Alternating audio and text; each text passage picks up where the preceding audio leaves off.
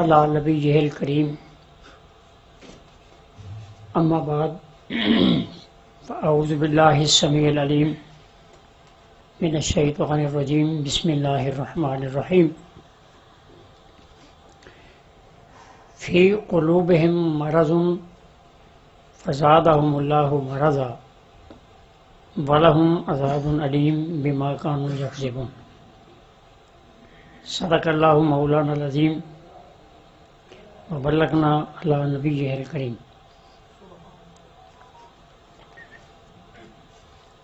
تمام حمد و ثنا اللہ رب العزت دی ذات اقدس واسطے، کروڑاں درود و سلام آقا نامدار تاجدار عرب و عجم امام کل سید السبل ختم رسول محمد رسول اللہ صلی اللہ علیہ وسلم دی ذات گرامی دے۔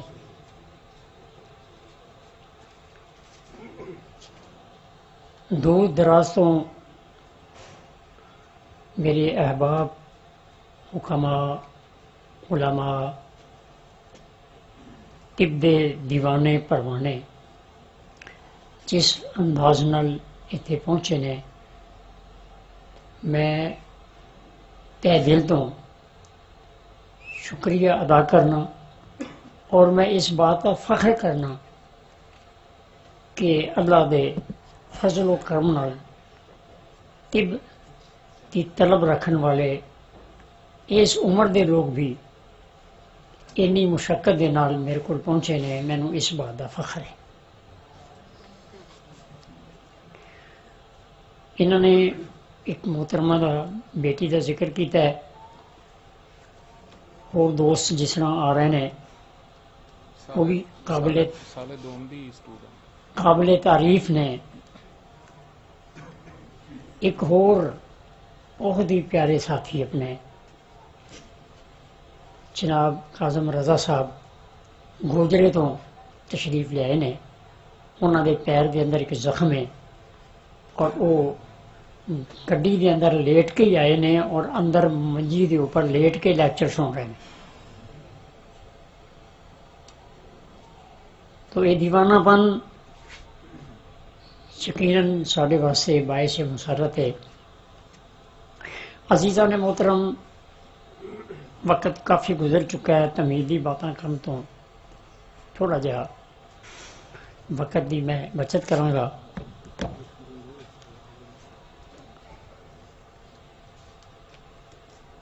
جس طرح کہ یہ بات پہلے ہو چکی ہے کہ طب نو بہت سارے غلافاں دے اندر لپیٹیا گیا اور سمجھ آن تو وہ قصر ہو گئی۔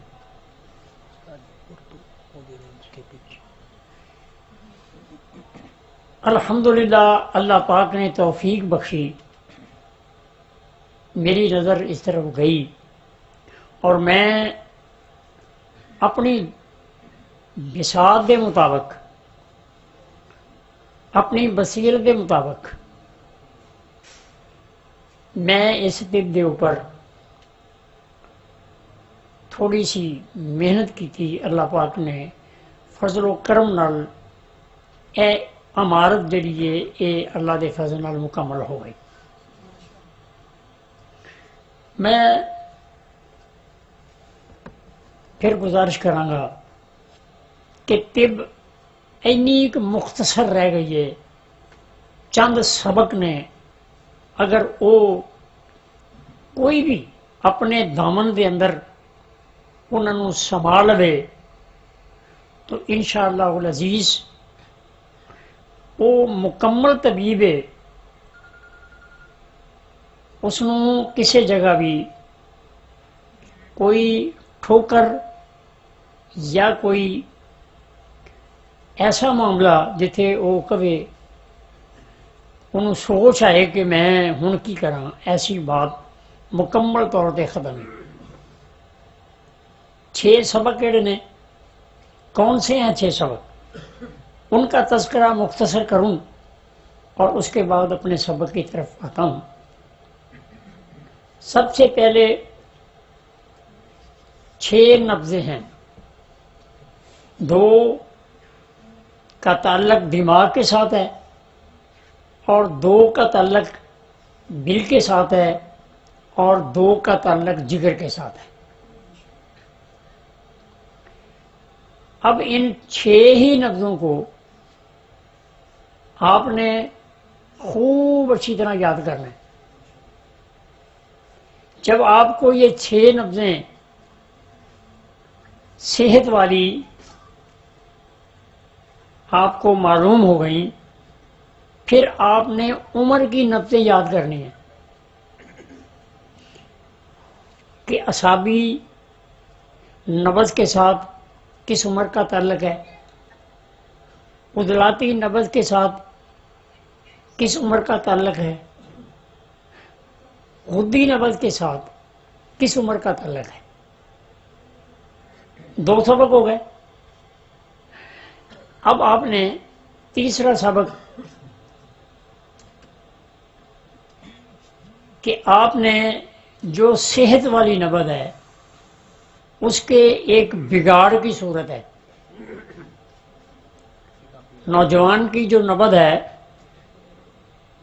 مثلا وہ عضلاتی غدی ہے، اب جب وہ بیمار ہوگا تو یا نبض اس کی آگے کی طرف جائے گی یا نبض پیچھے کی طرف جائے گی۔ اب جو نبض بگڑنے کی صورت ہے اس کو یاد کریں۔ اس کے بعد بگڑی ہوئی نبض کا مدارج ہیں، درجے ہیں،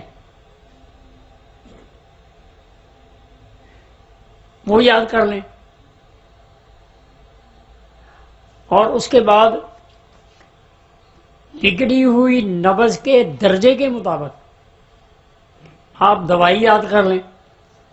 دوائی آپ کے پاس فارما کوپیا پہلے موجود ہے، اس میں بھی قید نہیں ہے۔ اگر آپ کو یہ سمجھ ہو کہ یہ دوائی ملین ہے، یہ مسل ہے، یہ محرک ہے، یہ شدید ہے، تو آپ اپنی طرف سے بھی کوئی نسخہ بنا کر استعمال کر سکتے ہیں، آپ کو کوئی ممانعت نہیں۔ لیکن یہ جاننا ضروری ہے کہ یہ نسخہ جو ہے یہ محرک ہے، شدید ہے، ملین ہے، مسل ہے۔ مدارج مرض کے مطابق مدارج ادویہ، پھر مدارج اغذیہ۔ اس کی جو ترتیب میں نے دی ہے وہ پہلے کہیں موجود نہیں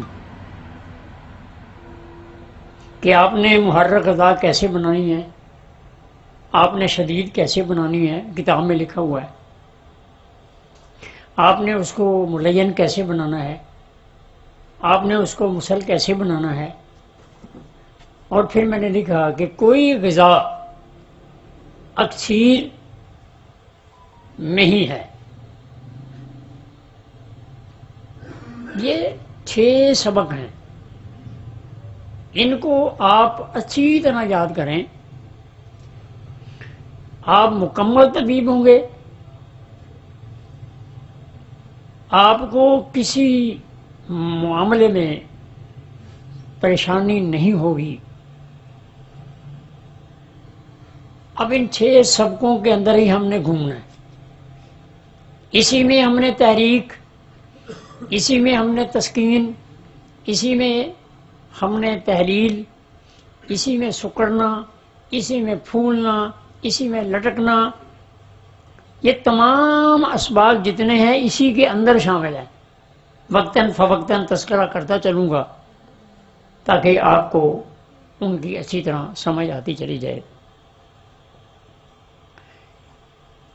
ہم نے 6 نبضیں کل امراض کے حوالے سے،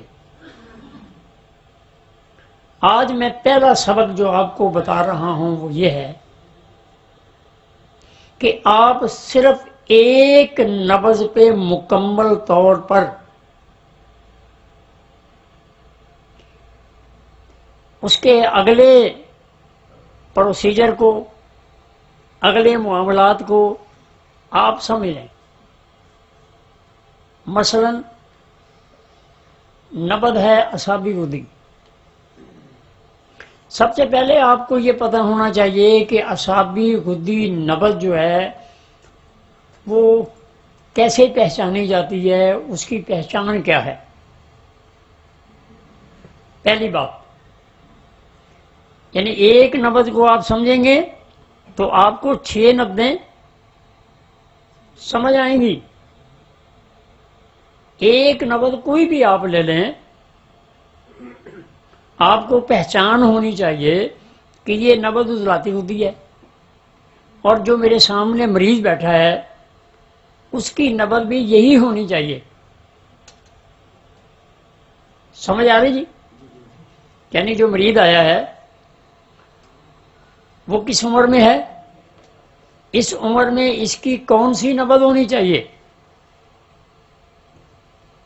بوڑھا ہے، جوان ہے، عورت ہے، جی اس کی نبضوں کو، بچہ ہے، آپ نے اس کی پہلے یہ سوچنا ہے اس کے بیٹھتے ہی کہ اس کی نبض صحت والی کون سی ہونی چاہیے، پہلا سبق۔ اس کے بعد آپ نے دیکھنا ہے کہ وہ صحت والی نبض جو ہے وہ یا آگے چلی گئی ہے یا پیچھے چلی گئی ہے۔ صرف ایک سبق آپ یاد کریں گے، ایک ہی نبض یاد کریں گے۔ یہ سلسلہ ہمارا چلتا رہے گا، اب ہم نے اس کو وسیع کرنا ہے، پھیلانا ہے، دوستوں کو بھی دعوت دینی ہے۔ میں بھی آپ سے گاہ بگاہ وقتاً فوقتاً اسی موضوع پہ بولتا رہوں گا تاکہ آپ کو یہ سبق جو ہے یہ یاد ہوتا چلا جائے۔ صحت والی نبض بگڑنے کی 2 صورتیں ہیں۔ نوجوان ہے، آپ کے سامنے آ کے بیٹھ گیا، سب سے پہلے آپ کے ذہن میں یہ ہونا چاہیے کہ اس کی نبض صحت والی کون سی ہے۔ اگر آپ کو یہ پتہ نہیں تو آپ نہ تجویز کر سکیں گے، نہ دوائی تجویز کر سکیں گے، نہ آپ اس کو کچھ کہہ سکیں گے، نہ بتا سکیں گے۔ اگر آپ نے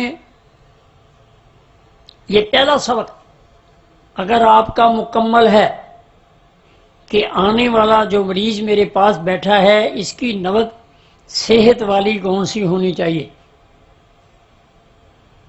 اور اگر وہ نبض اس کی آپ کو پتہ ہے کہ کون سی ہونی چاہیے اور وہ آپ نے کلائی پہ ہاتھ رکھا ہے، وہ نبض اس کی نہیں ہے، تو وہ بیمار ہے۔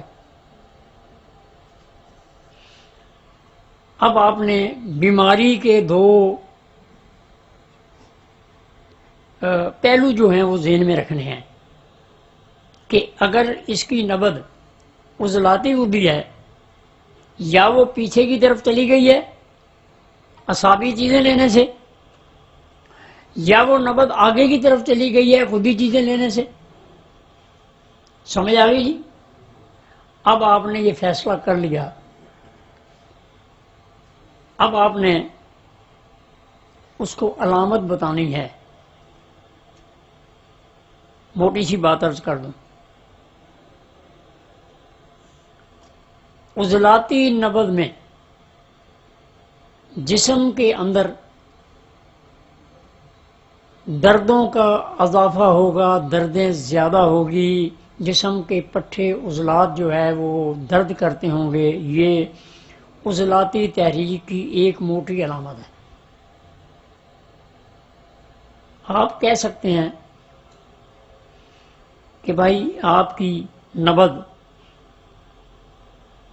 اگر عضلاتی شدت اختیار کر گئی ہے، آگے کی طرف چلی گئی ہے، تو پھر آپ اس کو عضلاتی تحریک کی کہ آپ کا جسم درد کرتا ہے، آپ کے پٹھے درد کرتے ہیں، آپ کے جسم میں اکڑاؤ ہے، یہ تمام باتیں آپ بتا سکتے ہیں۔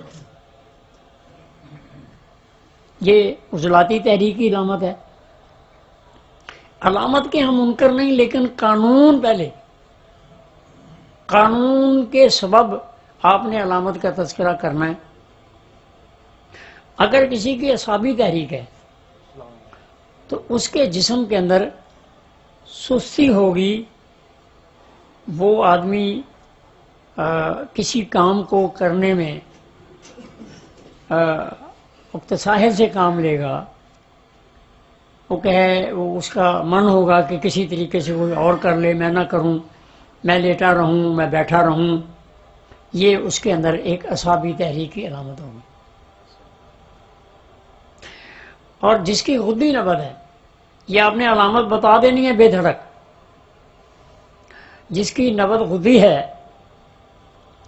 اس کے اندر بے چینی ہوگی.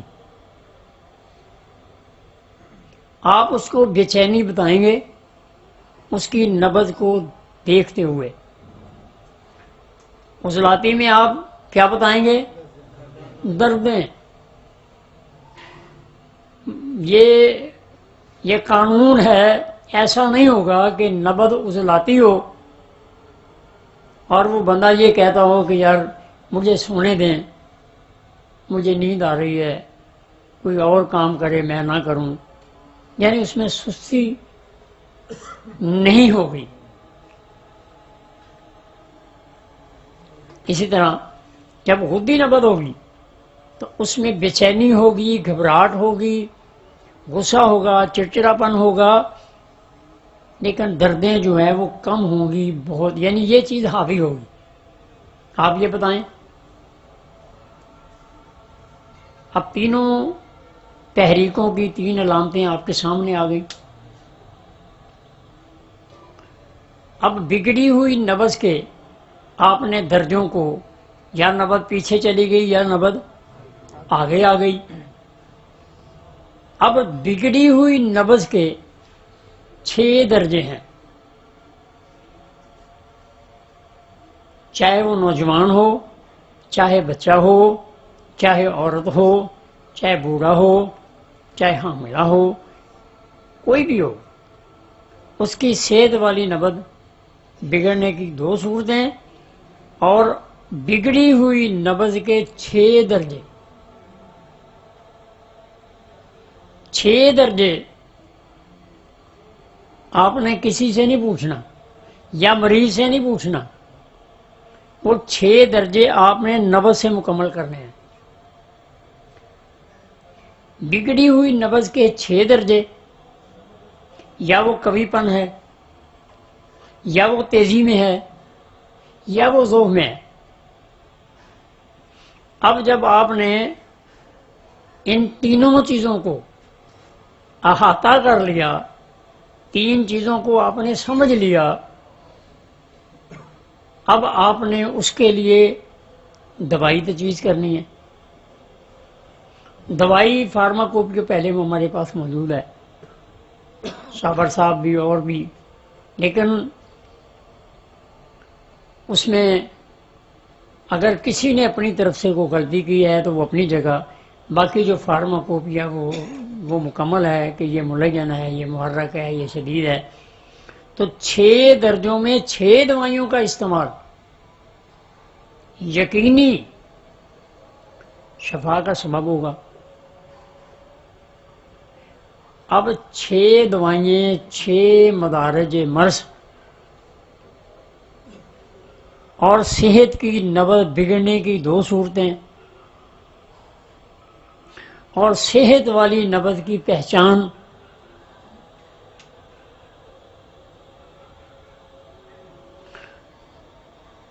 اب ایک سبق رہ گیا ہے اغذیہ کا.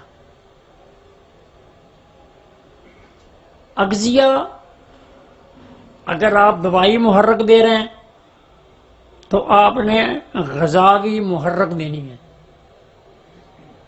اگر آپ دوائی ملین دے رہے ہیں تو آپ نے غذا بھی ملین دینی ہے.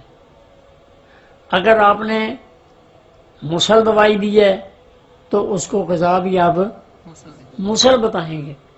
اگر آپ نے اس کو غذا شدید دے دی، محرک دے دی، دوائی آپ نے مسل دے دی، تو اس کے لیے شفا کے کم ہونے کے اور اس کے اندر کچھ علامات، کوئی کمی نہیں، صرف آپ کے سیکھنے کی کمی ہے. اگر آپ نے تحریک، تسکین اور تحلیل کو سمجھ لیا، تحریک اگر آپ کی سمجھ میں آ گئی تو آپ کو تسکین بھی سمجھ میں آئے گی. اور اگر آپ نے تسکین کو مکمل سمجھ لیا تو تحلیل بھی آپ کے سمجھ میں آئے گی۔ حضرت صاحب رحمۃ اللہ علیہ فرماتے ہیں کہ یا تحریک کے سبب، یا تسکین کے سبب، یا تحلیل کے سبب، بس قصہ مک گیا۔ میں ایک پروگرام میں شامل تھا تو وہاں بات چلی کینسر کی، تو تمام جتنے بھی لیکچر دینے والے، جتنے بھی اپنے جو مضامین لے کر آئے، ان میں انہوں نے ثابت کیا کہ کینسر جو ہے وہ عضلاتی ہوتا ہے۔ فلاں بابا جی نے لکھ دیا، فلاں کبے والے جبے والے نے لکھ دیا جی، فلاں کسی ایسے نے جو کہتا ہے کہ میں صابر صاحب کا شاگرد بھی ہوں، یعنی دعوے اپنی جگہ، قانون اپنی جگہ۔ تو وہاں یہ بات ہوئی کہ کینسر ہے ہی عضلاتی۔ تو جب میری باری آئی، میں نے کہا جی بات یہ ہے کہ ہم تمام جتنے بھی طب کے خدمت کرنے والے لوگ ہیں ان کو سلام کرتے ہیں، ان کی عزت کرتے ہیں، لیکن آئیے ہم قانون کی طرف آئیں۔ میں نے کہا کہ صابر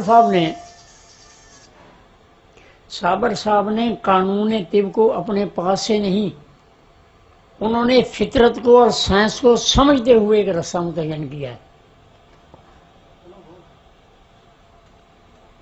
میں نے کہا صابر صاحب نے کہا کہ یا مرض تحریک کے سبب، یا مرض تسکین کے سبب، یا تحلیل کے سبب۔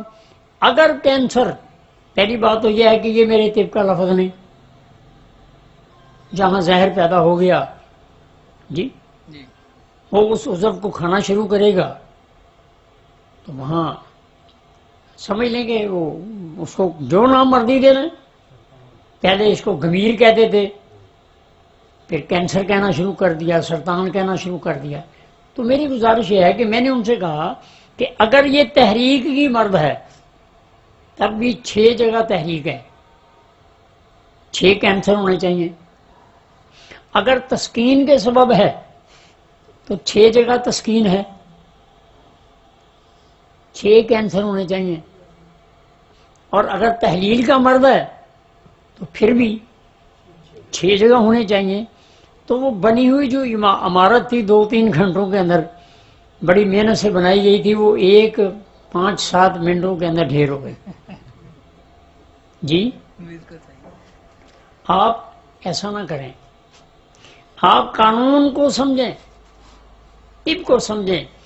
میں پھر کہہ رہا ہوں 6 نبضیں میں نے آپ کو پڑھانی ہیں، بتانی ہے، لیکن ایک نبض پہ 6 اطوار کو آپ سمجھ لیں جی، ایک نبض پہ 6 اطوار کو سمجھ لیں، 6 درجوں کو سمجھ لیں، 6 سسٹم کو سمجھ لیں،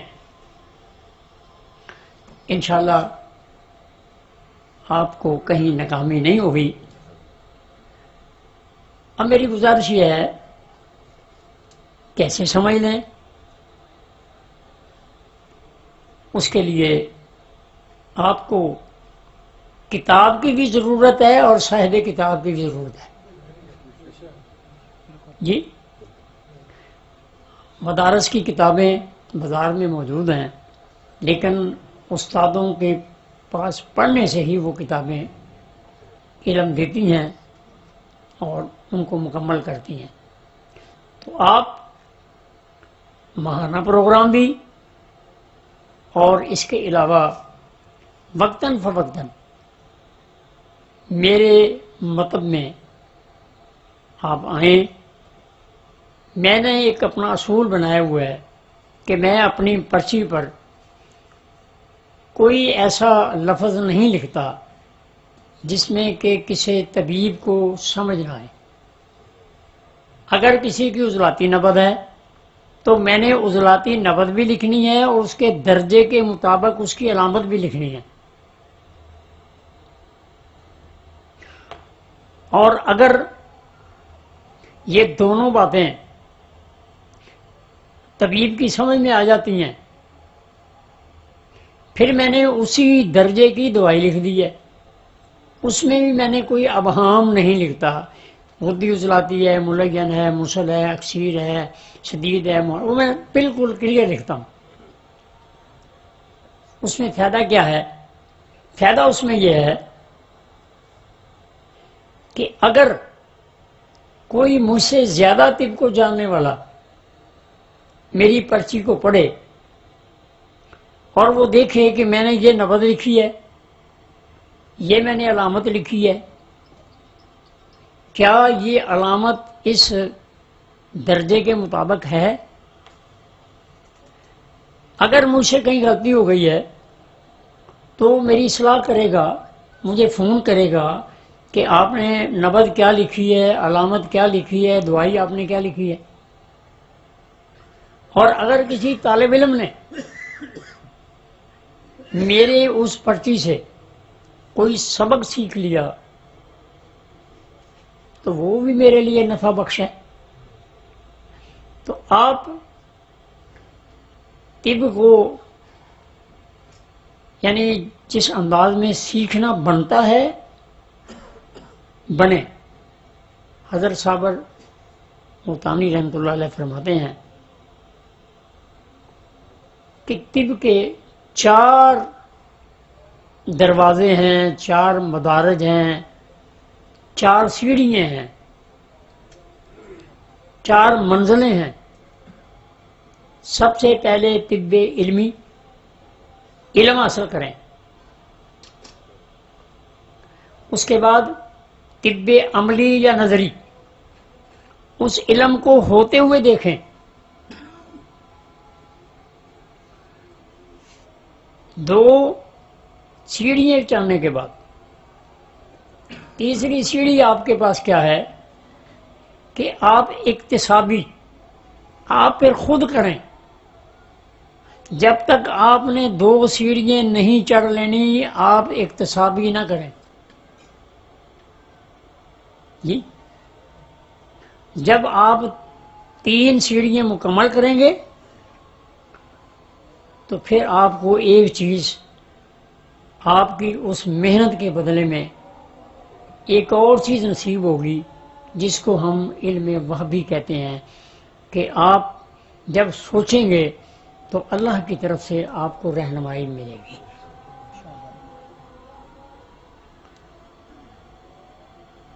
اب آپ نے مرض بھی، علامت بھی، مدارج مرض بھی، مدارج ادویہ بھی، 6 سبق ہیں، 4 سال نہیں جی۔ اور 6 نبضوں کو، 6 درجوں کو سمجھنے کے لیے ایک ہی نبض کے مدارج کو سمجھ لیا جائے، جیسے میں عرض کر رہا ہوں جی۔ ایک نبض کو آپ مکمل طور پر سمجھیں تو آپ کو وہ 6 سسٹم ہر جگہ فٹ کرنے میں آسانی آ جائے گی۔ اتنا سا مختصر طب کا سفر اگر آپ کر لیں تو آپ بہت سارے لوگوں کی دعائیں سمیٹیں گے، بہت سارے لوگوں کے دکھوں کا مداوع کریں گے، اور یہ ڈگمگاتی کشتی طب کی، اس کو دوبارہ آپ یوں سمجھ لیں کارآمد بنائیں گے، اس کو کنارے تک لے جائیں گے۔ اور اگر ان میں آپ نے کمی کی تو پھر یوں سمجھ لیں اگر آپ نے پہلی سیڑھی نہیں چڑھی تو 3 سیڑھیوں کی توقع نہ رکھیں، پہلی، دوسری، پھر تیسری۔ میں نے وہ شعروں میں کہا ہے، فن سکھ لے نبض شناسی دا، فن شناسی دا تے بیڑا چک لے فرد شناسی دا۔ جب تک آپ نے نبض نہیں سیکھنی آپ فرد شناسی کا بیڑا نہیں اٹھا سکتے جی۔ پہلے یہ، پھر میں نے لکھا ہے خوب پڑھ لے امور طبیہ نو، یہ سبق انوکھا اولڑا ہے۔ رج لب لے اسباب ممرضہ نو، ادیاں وچ قرآن آیاتاں نے تے طب یونانی دیاں کیا باتاں نے۔ عزیزان محترم، اب وہ دور گزر گیا، اب وہ بات گزر گئی، شعور والے لوگ پیدا ہو چکے ہیں۔ پہلے ایسا ہوتا تھا کہ ایک مریض آیا، حکیم صاحب نے نبض دیکھی تو حکیم صاحب کہتے ہیں کہ آپ کے دائیں کندھے میں درد ہوتا ہے، تو وہ کہتا ہے نہیں ہوتا، تو حکیم صاحب کہتے ہیں ہونا بھی نہیں چاہیے۔